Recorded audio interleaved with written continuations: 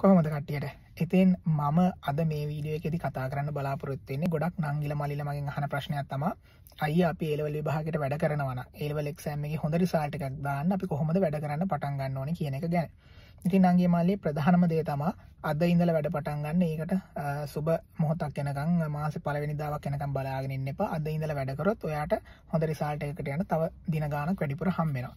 ඉතින් ඒ වගේම තමයි අපි එක්සෑම් එකට ලියනවා කියන්නේ ඉගෙන ගන්නවටත් වඩා වෙනස් ටෙක්නික්ස් පාවිච්චි කරන්න වෙන වෙලාවක්. ඉතින් ඒ නිසා හොඳම දේ තමයි ඔයා විෂයපතය ගැන හොඳ අවබෝධයක් තියෙන්න ඕනේ. ඒ කියන්නේ පළවෙනි වර වෙන්න පුළුවන්, සෙකන්ඩ් ෂයි එක වෙන්න පුළුවන්, තර්ඩ් ෂයි එක වෙන්න පුළුවන්. ඔයා විෂයපතය ගැන ඒ කියන්නේ මොනවද එක්සෑම් එකේදී අහන්නේ කියන එක ගැන අවබෝධයක් තියෙන්න ඕනේ.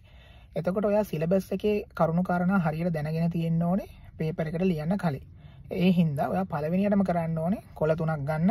ඒකේ ප්‍රධාන මාතෘකා ටික පෙළගස්ව ගන්න. කියන්නේ තමන්ගේ විෂයට අදාළ මොනවද ප්‍රධානවම තියෙන පාඩම් කියලා ලියා ගන්න. ඊළඟට ඒකේ සලකුණක් දාගන්න ඔයාට අමාරු මොනවද සහ ලේසියෙන් ග්‍රහණය කරගන්න පුළුවන් පාඩම් මොනවද කියන එක ගැන පොඩි සඳහනක් දාගන්න.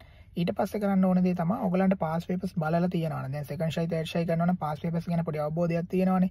එතකොට ඒ පාඩමට අදාළව පරීක්ෂකවරයා මොන වගේ ප්‍රශ්න දහන්නේ සහ මොන තියරි කොටස් ගැනද වැඩිපුර අහලා තිබ්බේ කියන එක ගැන පොඩි සඳහනක් පැන්සලෙන් වගේ දාගන්න. එතකොට ඔයගලන්ට පාඩම් කරනකොට වැඩිපුර කන්සන්ට්‍රේට් කරන්න ඕන තැන් ගැන අවබෝධයක් එනවා.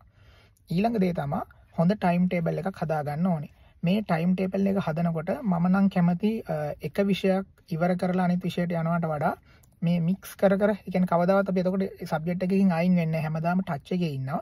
එතකොට ඔයගලන්ට පුළුවන් ටයිම් ටේබල් එක හදනකොට මේ විදිහට විෂයන් කිහිපයකට සතියේ බෙදා ගන්න සහ විෂයන් කිහිපයක් දවස් ඇතුලේ කරන්න. දැන් ගොඩාක් විෂයන් කරන්න බෑ. A level වගේ වෙනකොට අපිට ටිකක් ලොකු වෙලාවක් යනවා ඔක අධ්‍යයනය කරලා ප්‍රශ්න බලලා වැඩ ටික කරගන්න. ඉතින් ඒ නිසා අඩුම තරමේ ලෙසන්ස් දෙකක්වත් ඔයාට ලේසි ලෙසන් එකක් සහ ටිකක් අමාරු ලෙසන් එකක් විදිහට අරගෙන ටයිම් ටේබල් එක හදාගන්න සහ අනිවාර්යෙන් ඒවට අදාළ ප්‍රශ්න බලන්න පොඩි වෙලාවක් වෙන් කරගන්න. පාස් පේපර්ස් බලන්න අනිවාර්යෙන් දවසේ පොඩි වෙලාවක් හරි අඩුම තරමේ පාස් පේපර්ස් වලට ලිව්වේ නැතත් ප්‍රශ්න ටික මොනවද තියෙන්නේ, ඒකට තියෙන උත්තර මොනවද කියන එක ගැන පොඩි අවබෝධයක් ගන්න පොඩි වෙලාවක් තියාගන්න. එතකොට අමුතුවෙන් අර පාස් පේපර්ස් කරන්න ලොකු එෆර්ට් එකක් අන්තිමේදී දාන්න ඕනේ නැහැ. මොකද ඔයා එතකොට ඒකටත් රෙඩි වෙලා තියෙන්නේ මේ වැඩ කටයුතු කරන ගමන්ම. ඉතින් මේ විදිහට වැඩ කරගෙන ගියොත් ඔයාට රිසල්ට් එකක් දාන්න පුළුවන්, හොඳ රිසල්ට් එකක්. මේ හින්දා අදම වැඩ කරන්න පටන් ගන්න.